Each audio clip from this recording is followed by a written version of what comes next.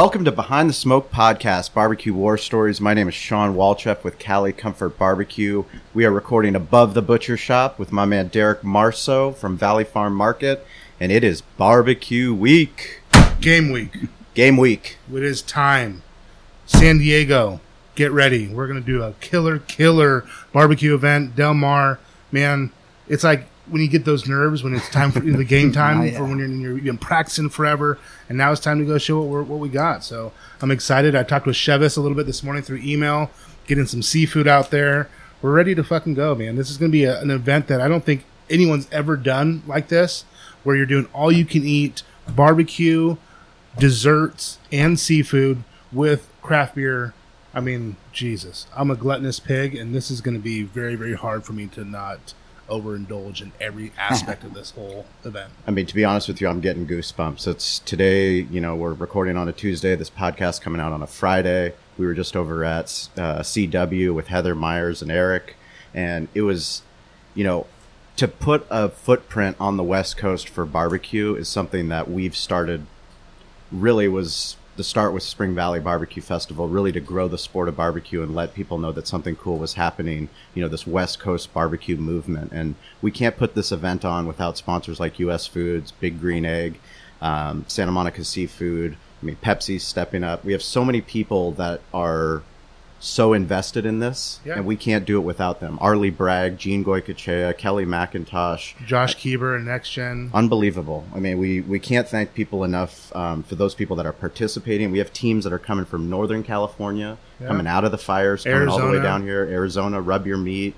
We have Yard Pirates. We have Juicy Brucey, Pork Belly Barbecue, Hot Sauces and more. They were out there helping us this morning with the media hits that we're trying to do to promote the event. I mean, this is just going to be an awesome weekend, man.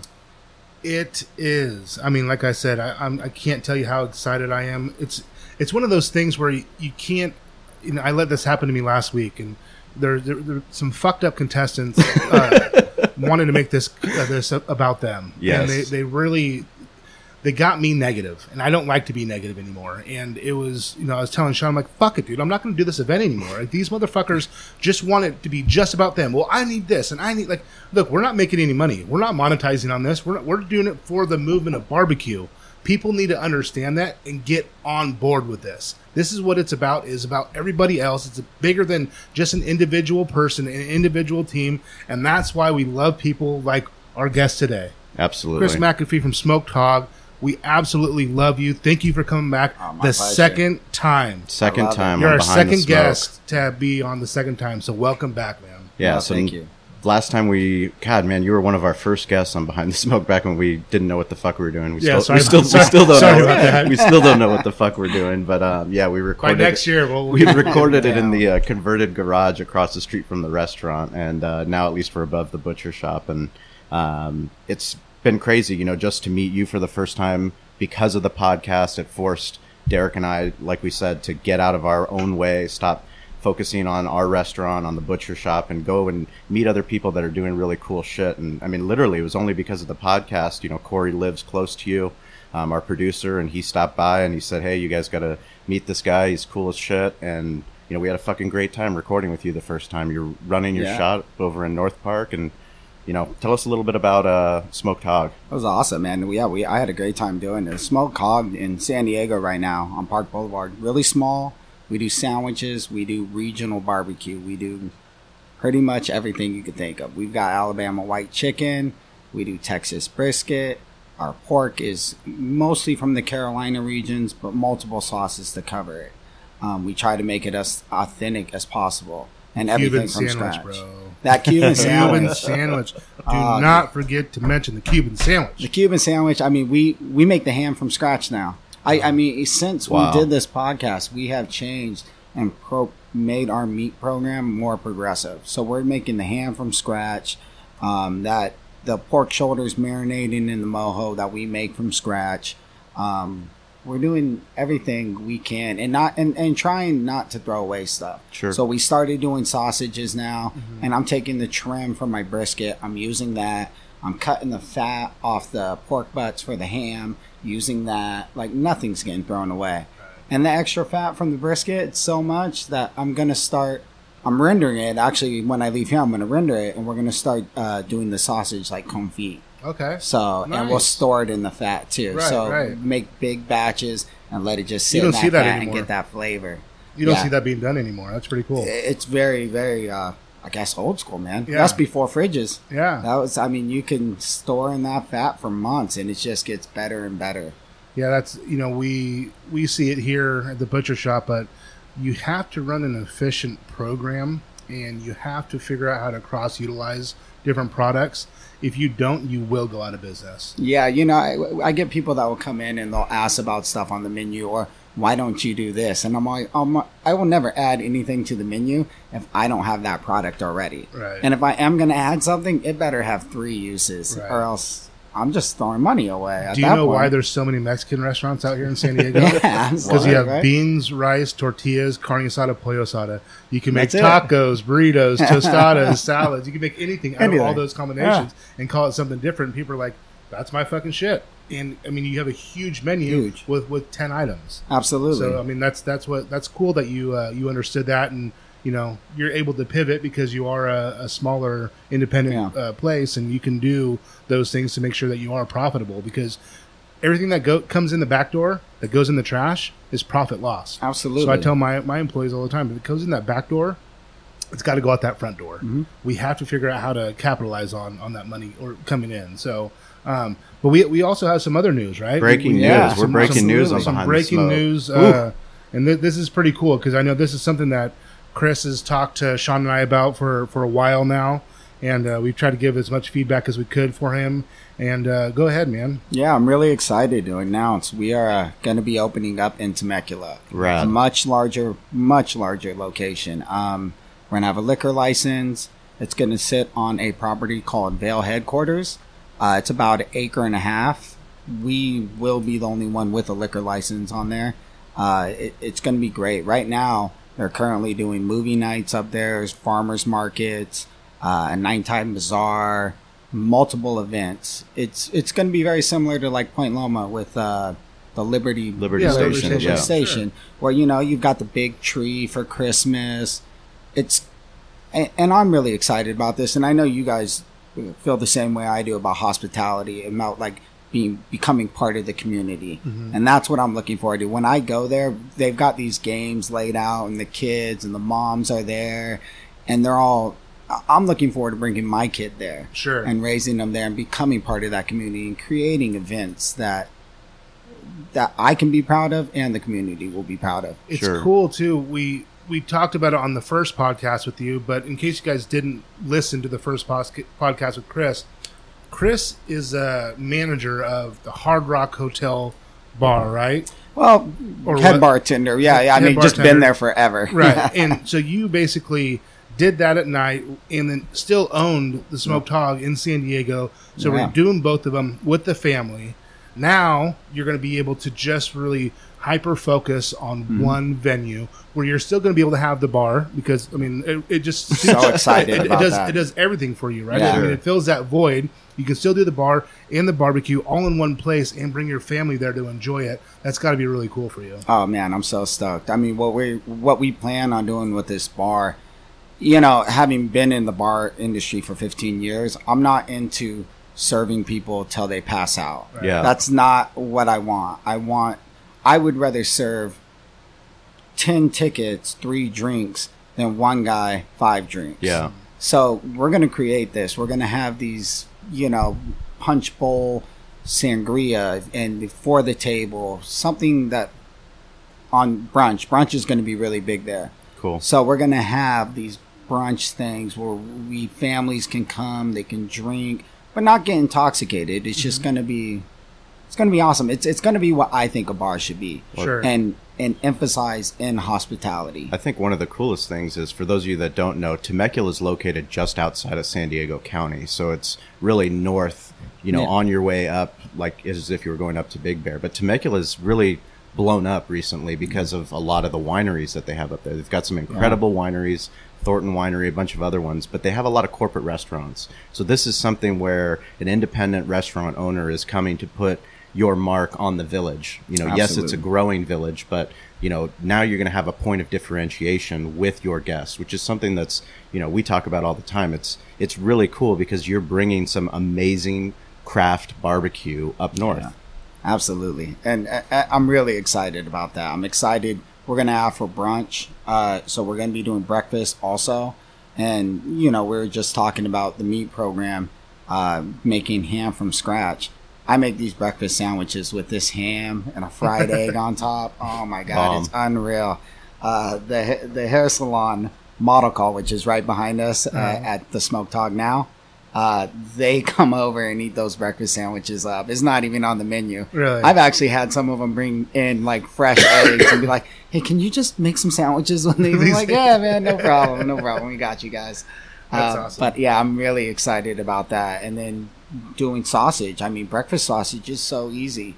You're just grinding the butt, seasoning it, wake up in the morning, patty sausage. Sage, powdered sugar. Absolutely. Yep.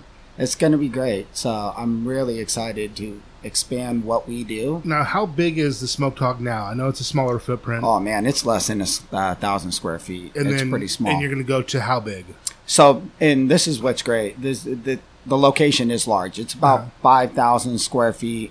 But it's not just going to be us. We're going to have our food there, and we're going to have the bar. Okay. But we're also going to share the space with 3 other food spots. Okay. One is going to be a ceviche. We're going to have a wings and a vegan Mexican food. Vegan Mexican Vegan food. No lard. Yeah. Wow. Man, lard is Wow, what makes right? Mexican food for me. I've tried it all. It is phenomenal. Is it? That's the ceviche. Their shrimp tacos. Yeah. I'm picky. Do they have Growing up another here, location? Phenomenal. They're in farmers markets Okay. now. Okay. And they do the one in Temecula, and they actually do the one in Hillcrest also. Okay. That shrimp taco is one of the best I've ever had. Wow. Just It's ceviche. unbelievable. Ceviche, fish tacos, shrimp tacos. But yeah, they're what they specialize in is ceviche. But I'll tell you what, those tacos are insane. That's awesome. So there's going to be a lot there. So How many people are coming to this venue now? I know you say they have some events, you know, some movies and stuff. Like, how many people are they getting to come into this place? Man, they do a pretty good job. And right now, there's just a coffee shop there. There's a pizza place in the back. And then there's kind of a market, kind of similar to Valley Farms that's there, but really smaller. And man, they get, 300 people, 200 people on these events. During Christmas, during Halloween, they did a haunted house. And I think they told me they clocked something like 10,000 on Wow. And most of this The was, weekend? Yeah, most of it was all month, but I actually did come up on like a Sunday, and it was early in October, and I'm not sure if it was open or not, but there wasn't a lot of people there. So those numbers had to be done within like a week too. So I know you talked about not changing your menu because there's, you need to cross-utilize a lot of the products. Are you doing anything different to Temecula, or are you going to keep it I think similar? It's I mean, going to obviously be similar, maybe dumbed down. More of barbecue, more meats by the pound. Okay. It's hard for me to start getting rid of sandwiches. Like that Cubano, I'm never getting rid of. Right. You can't. I can't get rid of that. absolutely. I've worked so hard on that one. That one will always be there. I'll be the guy that's like coming like those girls, like, Yeah. hey, can you just make me a Cubano Just me. sandwich? Just Just one. You'd be that guy.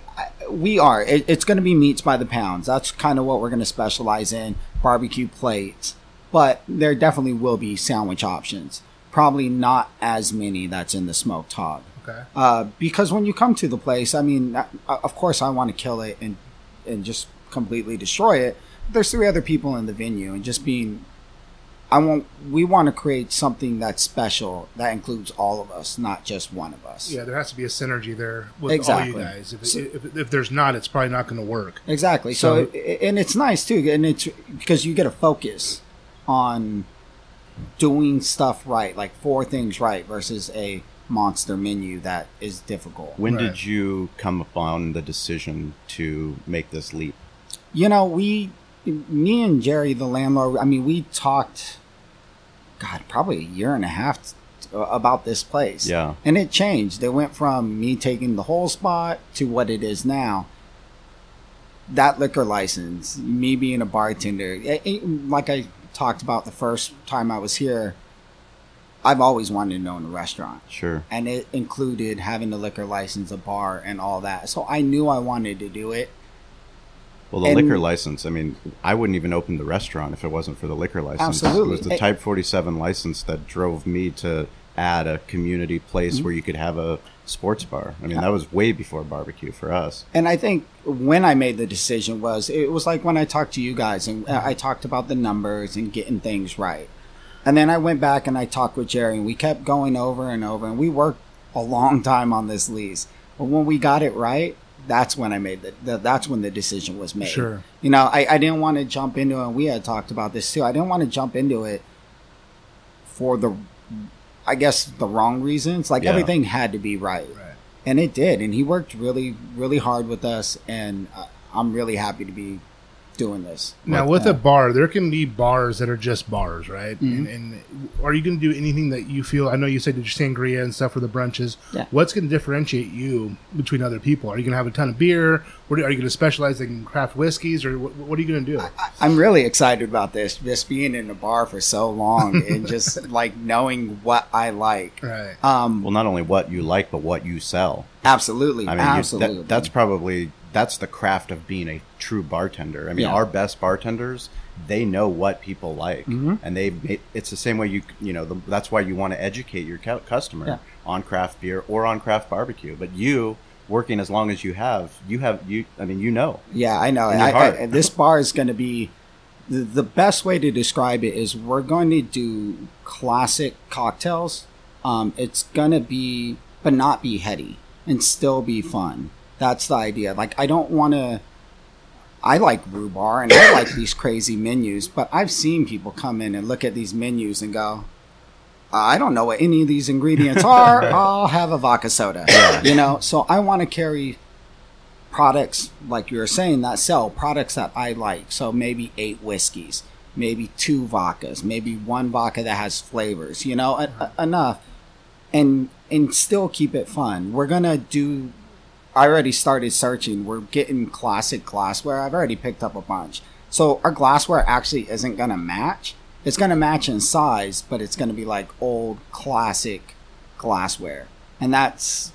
Well, I mean, that's part of the best part is you've been in the industry, so you know. So Absolutely. when you haven't been in the industry, you don't understand that choosing glassware is such an important part of the cocktail. It's an important part of the experience, but you also have to clean the glassware, and it has to not break. And if you need to order more glassware, how much is it going to cost, and how soon is it going to get there? Because there's nothing worse than being at a busy bar and running out of the cocktail glass that you need, right? Yeah, absolutely. And it's true, like the size of a glassware. I've gone to restaurants where there's a 12-ounce martini glass. It's not the right size for a martini glass at all. Or ice. Simple as ice. How many different types of ice can you have? And we're going to carry 2. We're going to carry 2. We're going to Which is a pain in the ass. Yeah, absolutely. Super pain in the ass. But I really believe that it can make these really great cocktails. Because you've been behind the bar. Absolutely. Yeah. Not just that ice that just sticks together and is hollow and falls apart. That's not good for a drink. You pour liquor on it, it dilutes it. It's just not a good cocktail. I mean, one of the things Eric, my general manager, partnered, he was always so big on ice. Yeah. I was like, why does he care so much about ice? He's making this big fucking deal about ice. It truly makes the cocktail. It does. Or breaks it. Yeah, absolutely does. It really makes it because you have surface area on ice.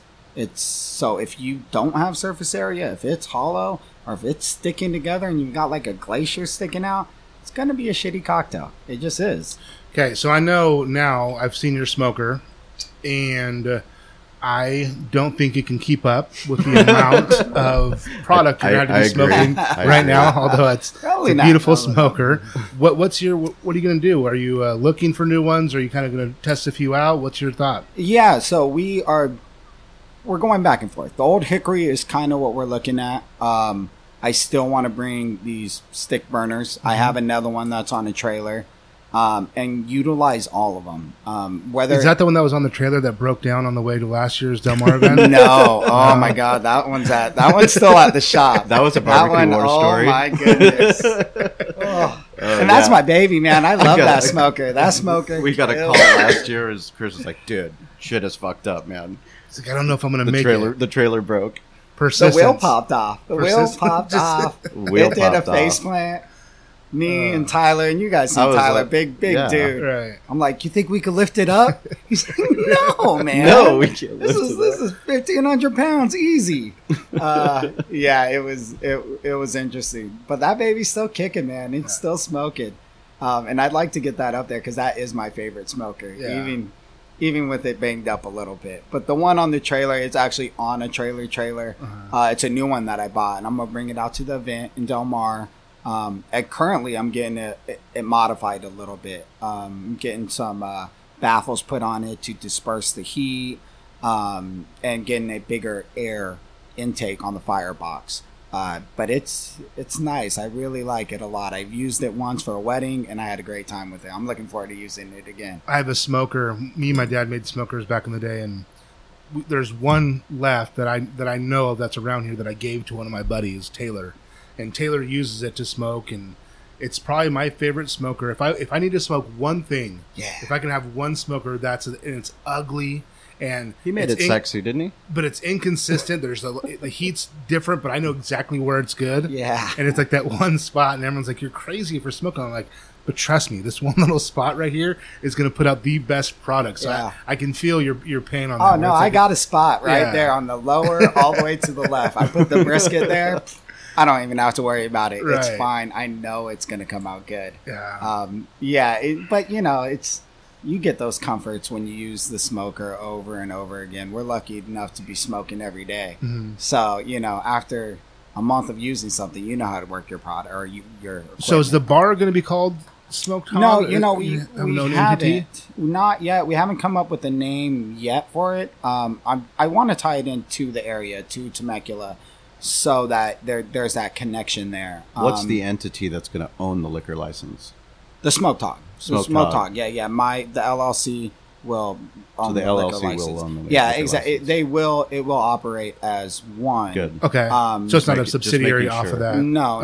And it's part of the license too. Okay. Type 47 has to have the food and stuff like that. Yep. But we are going to keep them separate name wise because the food, and they're right next to each other in the building. But the food will operate because it's next to 4 other ones, and then the bar, when it gets later and like the food hall kind of closes down, we'll keep our food open, but we can keep the bar open and it's still operating as a different entity. Do they give you any restrictions on the Type 47 license? Is there anything like where your beer or your alcohol sales can't exceed the amount of food or anything like that? The food basically has to stay open. Yeah. We're still kind of working on it, but that's. At first, they were talking. They didn't know if all the food had to be open. But now it's currently just one place has to be serving food to serve the liquor and stuff like that. And in all honesty, I don't see this bar being a 1 a.m. bar either. Right. I think we're going to do most of our business during the day, during dinner time. But I don't see us being that college raging bar. And they have those in Old Town Temecula, and we don't need to be there. Yeah, Sean and I have had opportunities to buy places, and the older I get, the less I want to do anything like that. We've been offered this bar, and the nightlife's great. There's no restrictions on the liquor license. It has entertainment. It has no sound, nothing. Like everything's good to go. And I'm like, dude, I just can't imagine getting a phone call at 2 a.m. like someone got in a fight outside and I got to come down and like help out, or some liability issue. And I'm although we have a great lawyer in Chris and he's amazing and a good friend, but like I don't want to have to bug him too at that time. And it's the more we think about it, it's like, well, you just did it. You just started closing your bar earlier right now. Yeah, we just started closing at 9, right? Before we would close the restaurant at 9 o'clock, and then we keep the bar open till 10. Yeah. But then we went through and looked at our sales and did an analysis, and just, it wasn't worth it to keep the staff on that we needed to. Plus it was confusing. Realistically, Yelp only allows you to put hours a certain way. Google Pages only allows you to put hours a certain way. Facebook pages, and then putting a disclaimer, hey, the restaurant closes at 9, but the bar stays open till 10. It's just a pain in the ass. So across the board, it was much easier. So yeah, we closed the bar an hour earlier, and we were open. We fought for more bar hours when we first opened. I mean, we were like, how do we expand? How do we get how do we serve alcohol on the patio? We went through an exemption. We had to go through and petition to get that. How do we stay open later? I mean, we did everything. I mean, we used to do a nightlife party where we'd have a DJ, Tony, come in and like Cali nightlife on Friday night. And it was too successful. Where it was like 2 hours of people massively drinking, dancing. And I'm like, this isn't the business we got into. So, we had to shut it down. That's different. Like a nightlife and hospitality are different. It really is. When you're doing, and I think barbecue is just a great source of where, like, hospitality in general. Like, it's all about cooking food slow, being with people, talking to people, getting to know people. And you can do that over a couple drinks, but you can't do that over 10 drinks when the music is just deafening. Yeah. And, you know what I mean? And that's not what I'm trying to do. I want to... You've lived that. Yeah, I've lived that. I've seen it. It's maybe you have a big event every 3 months or 4 months, but not every night. It's just not. It's not for me. It's not why I want to be in the business either. Have you decided how many taps you're going to have? Yeah, actually, so the beer... So this is interesting. We went back and forth on like what we're going to do with beer. I want fresh beer. I want good beer and I want fresh beer. So we almost were like, we're not going to have any taps. We're just going to do canned beers, get a beer trough, and carry all these craft beers. But I want to have on the menu radlers because it's so hot out there. So like, grapefruit with a Pilsner or something like that. Low alcohol, something really refreshing. So have to have taps. What we decided was to go old school and just get a little kegerator, like the old school with the 3 tap handles. And we're lucky there's a brewery on site. So hopefully we're going to be able to team up with them. Just bring the kegs over, little pony kegs up, get them filled, be able to have it on draft for those kind of things. But I think we're going to specialize more in the canned beers, good beers. It's fresher. And that was another reason why we liked the idea of the kegerator is that tap line is really short. Yeah. It's easy to clean. Well, it's a huge expense, too. It is a You huge have to expense. You got a build big keg glycol system. Yeah, absolutely. but I've worked in enough bars and seen enough bars where these glycol systems just aren't good. Right. After 3 years, they start to wear and tear. The lines get dirty.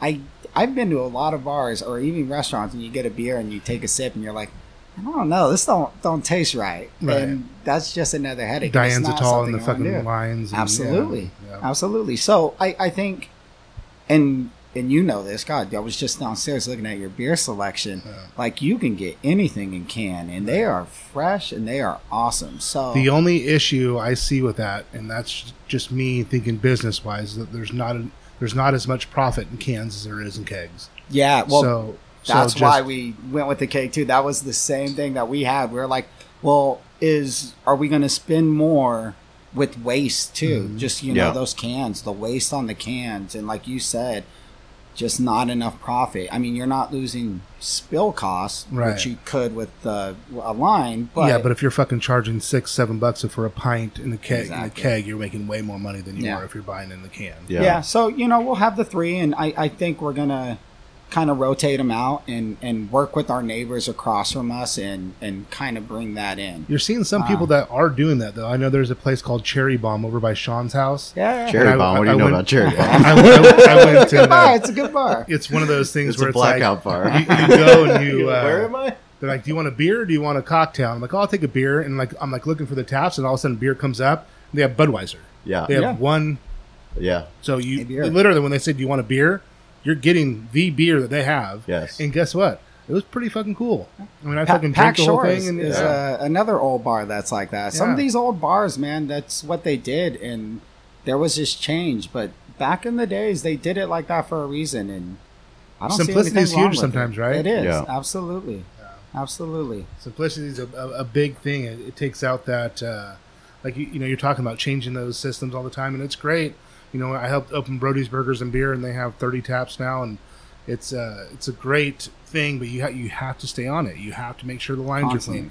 And a lot of these companies that say they're going to clean their lines, they're lazy and they don't want to come out all the time. They don't show up. And they're like, "Oh, we'll be back." And Well, guess what? You can have some bacteria growing, and if you put a sour in, and Brettanomyces grows real quick, and it can contaminate all these other beers. It can really mess things up. So yeah, I was in this bar once, and it was two rooms, 2 keg lines, and years pass, and this guy comes in, he cleans the lines.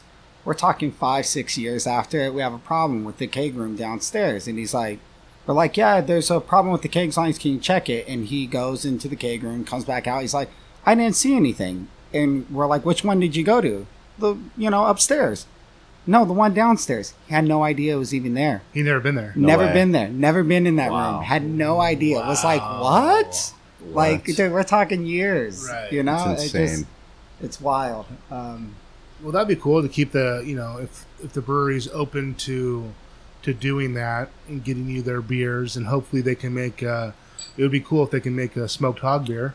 Smok'd Hog IPA. I've got to talk to them about. I used to do beers at home, right? And I would smoke, the grains. You used to do beers when? Yeah, when do you have time? Before the restaurant. Before the restaurant. The restaurant, the bartending, the two kids at home. Jesus. Yeah, well before the restaurant. Guys brewing beer.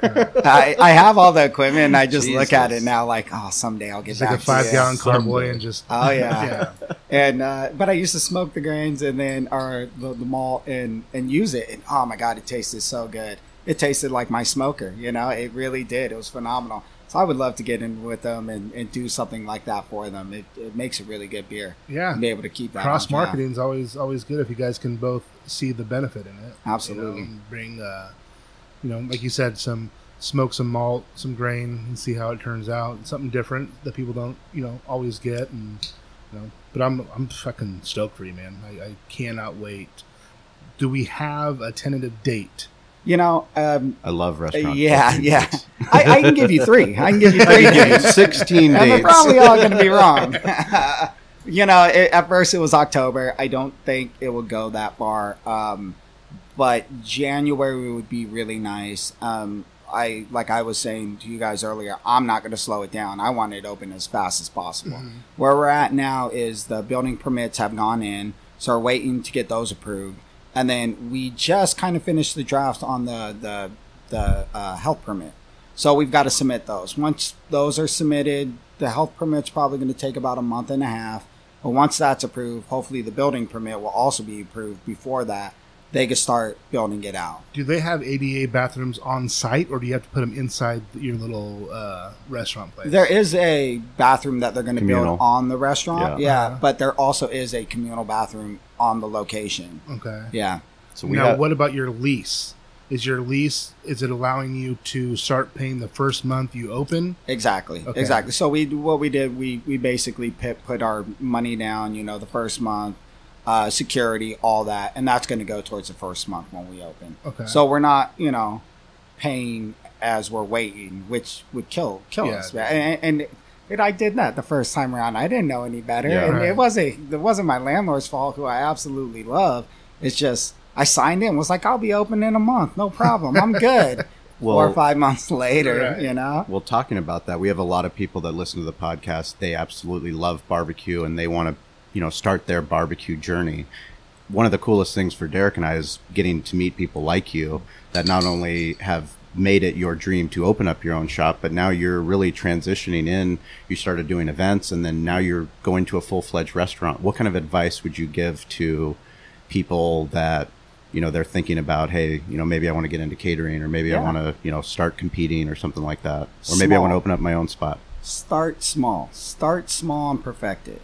And stick with it. You may not make money for 3 years, but if you start small and you work at it and you are doing something good, opportunities will arise.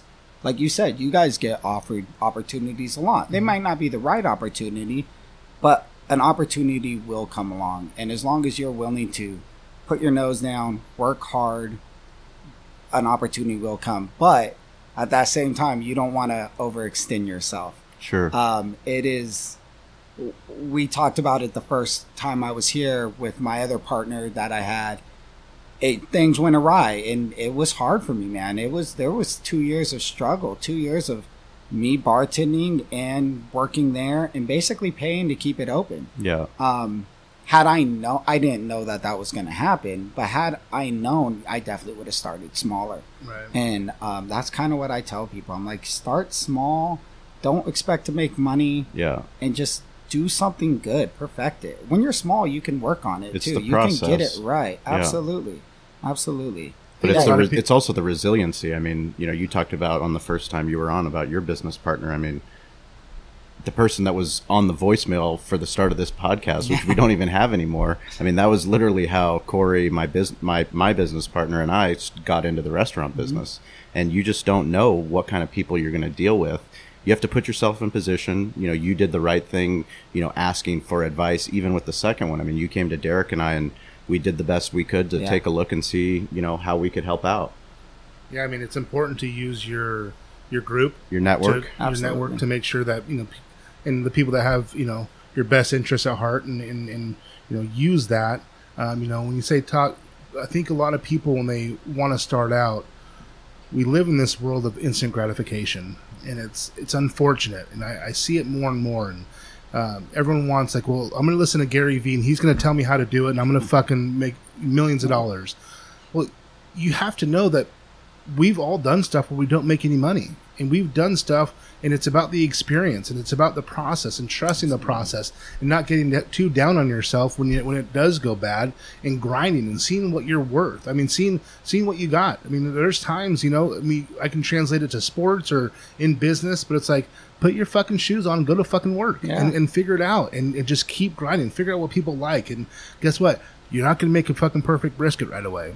No. You're not going to have lines that are just fucking flowing out the door right away. You're not going to be Aaron Franklin. Yeah, and guess what? That's 100% okay, because that's the process. And you can't read a book that's going to tell you where all of a sudden you open, you have a line. Like, nothing's going to do it. I do your due diligence and do it, but trust it, man. Be a part of it. Start small, grow, be happy, live in the moment, and make good cue. And it's okay. Yeah. If you make bad cue, it's okay. I do it a lot still. But you just have to be self-aware enough and say, okay, that wasn't okay. Like, that recipe was not good. I need to make sure I tweak it, and it can't always just be the same. Like, make some good shit for people. I had it was about 3-4 months ago a brisket that just the night person put it in upside down. So it was dry, and I cut it. And these two people ordered it, and I served it to them, and I didn't like it. I gave it to them, and I didn't ring it in. Somebody else had ring it in. But after I gave it to them, I went over to both of them. I was like, listen, man, I think our brisket should be way better than that. I'm not going to charge you. I'm going to refund you guys, blah, blah, blah. Both of them got up and were like, it actually wasn't that bad. Right. One of them actually was from Texas, and he was like, dude, it wasn't that bad. I was like, well, then come back and get it when it's right. Get it when I'm willing to charge for it, because you're going to enjoy it then. Yeah. And know that that's okay. But like you said, that's just part of it. That's just part of knowing your product, knowing that it's not good, wasn't up to par. Those things are going to happen. But all that does is teaches you, and you're open to learning. So now you're learning and saying, okay, I'm not just tunnel vision. No, that's the best brisket. That's the best. That's like, no, it's not. I messed up. I fucked up. What I'm going to do, though, is I'm going to make a better one next time. Yeah. And just know that every day you have the opportunity to be better. Continue to strive to be better. Don't just sit there and say, okay, yeah, I made good brisket, and it was okay, but hey, I'm going to get $10 for it. I'm going to get a fucking transaction. But that's not what it's about. No. Nobody fucking cares about that. I think one of the things you talked about earlier, Derek, is just about attitude. Having a positive attitude about the things that you're doing and about the process and about the work, and surrounding yourself with great people that are positive. I mean, there's times where I'm down and, Derek will say, get your shit together and get the fuck to the gym, or, get over it. Or we have, people like JC. JC comes in and he's every day, easy day. It's an easy day. What do you need? Dude. Done. Easy. What? 500 people? Done. 3,000 people? I mean, we have Bill, we have Derek Walls, we have Abby, we have all these amazing people that we've surrounded ourselves with that allow us, even with Derek and I, we get to the point where somebody's bitching and complaining the whole time about them, and why don't I get this, and this?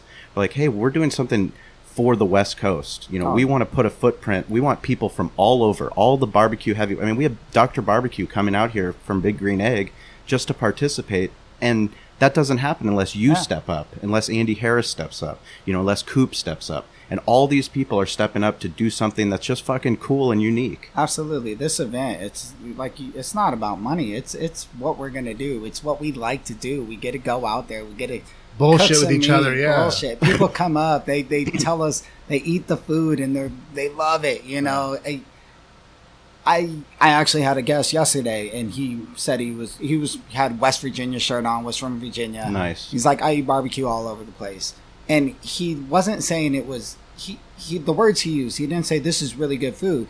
He said you do a really good job.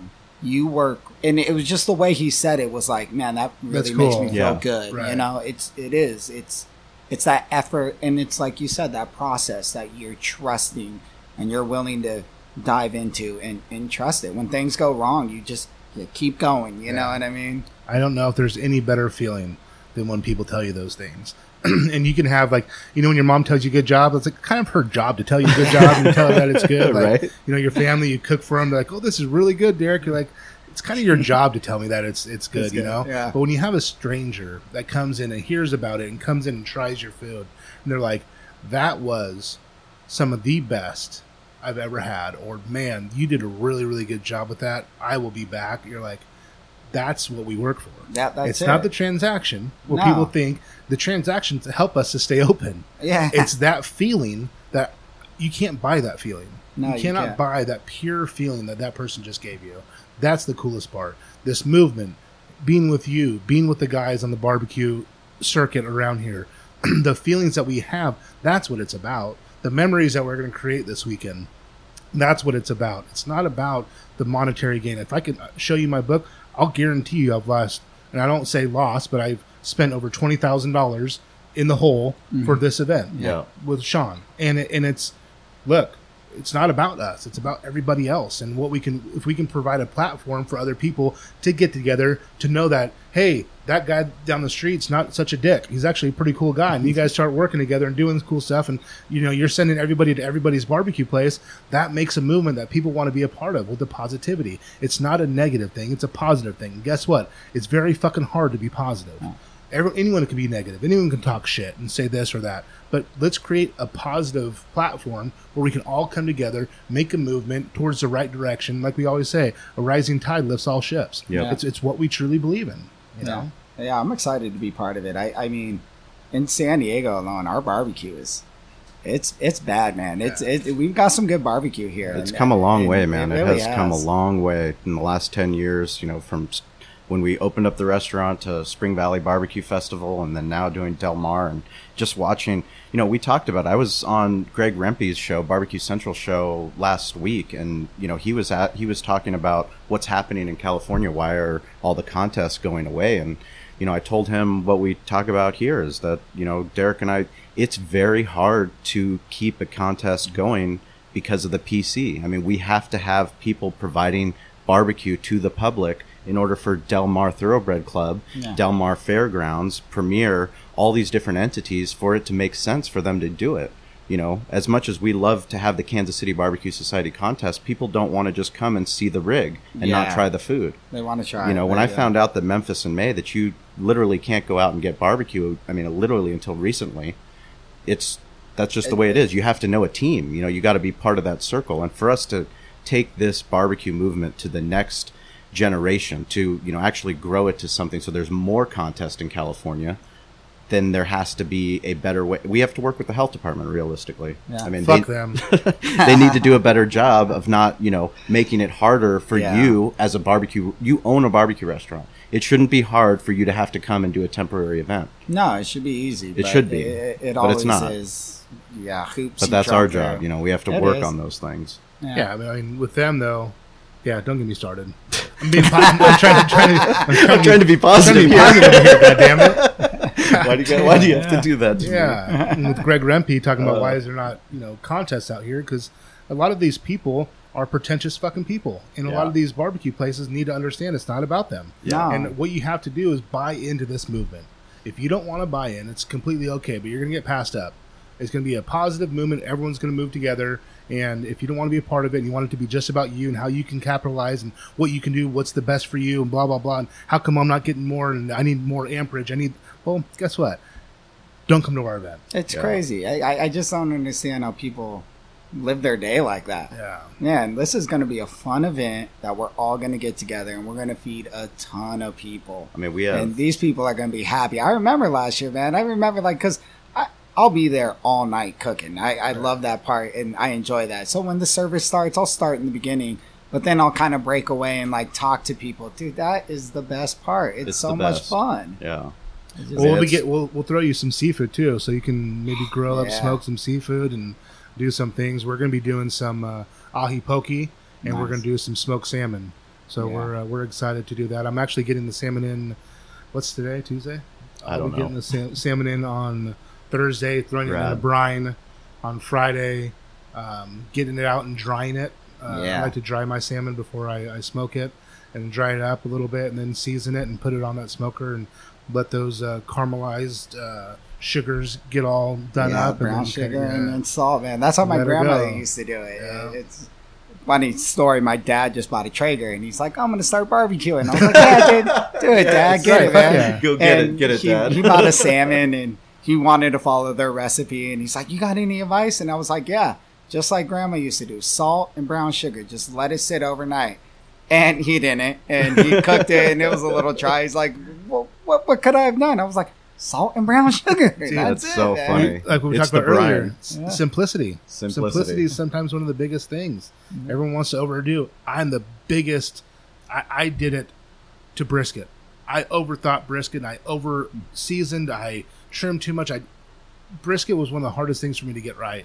And then talking to Gene, he's like, "Oh, you dummy! Just fucking do this, this, salt, and this." pepper. And then when you find that, then you can find a different pepper that you like that might make it a little bit different than somebody else's, or a different coarse ground salt that changes, or might actually that I use a brown sugar called brownulated sugar, and it releases a little bit after a regular brown sugar does, so it just adds a little bit of variant to it, to where you can kind of tell, okay, that was like a Valley Farm thing. Like it tastes a little bit different, yours. And that's cool. Those are the things, but it's still very simple. It's not rocket science. No, it's you just not. Gotta make sure your temperature's right, your times are right, and your fuel's right, and it's done. That's salt and pepper. I mean, the salt pulls out the water, and that pepper gets into that meat, and it's just not even on the crust. It's like in the middle of the brisket. You could taste the pepper.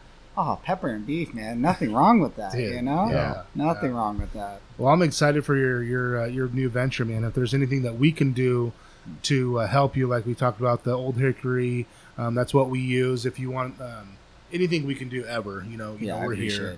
We'll help you out any way we can. Are you guys going, I know we talked about it last time, but doing this, are you going to move, or are you going to stay down here in San Diego? Well, personally, I'm going to make the drive. Okay. This is kind of the bad news, and something, I don't know the date, but we are going to have to close the Smok'd Hog in San Diego. Mm-hmm. It would be too much for me to operate both of them, and I don't think, if I did that, I don't think either spot would get a proper product or something that I would be proud of. Right. And that really bums me out, man, because there's people that come there like 4 or 5 times a week that like love that place. Right. That, I'll come out and shoot the shit with, and we'll talk about collard greens and things like that. And I'm really going to miss that. Right. They can see you in Del Mar and Spring Valley. Exactly. See us Del Mar, Spring Valley. I'll still be coming back for those. Right. And in time, I'd love to come back to San Diego. This is the next step. You got to work on your craft, man. Yeah. Knowing the right thing to do is always difficult, and it takes a lot of self-realization to know that you can't do both. And Derek and I applaud you for making that tough decision. And there's a reason you're doing it. Absolutely. You're doing it for a bigger play. So. And like you guys say in your podcast too, you got to squeeze that lemon until it's dry, until you can't get any more out of it. Yeah. And I'm just getting a bigger lemon, and I'm going up there and I'm gonna squeeze it. Squeeze that and motherfucker. I'm gonna squeeze it till it's fucking nothing left. And then I'm gonna. And you're gonna use the rind. Yeah, exactly. Put it on my martinis. Now we're talking. Then then I can grow. And maybe come back to San Diego.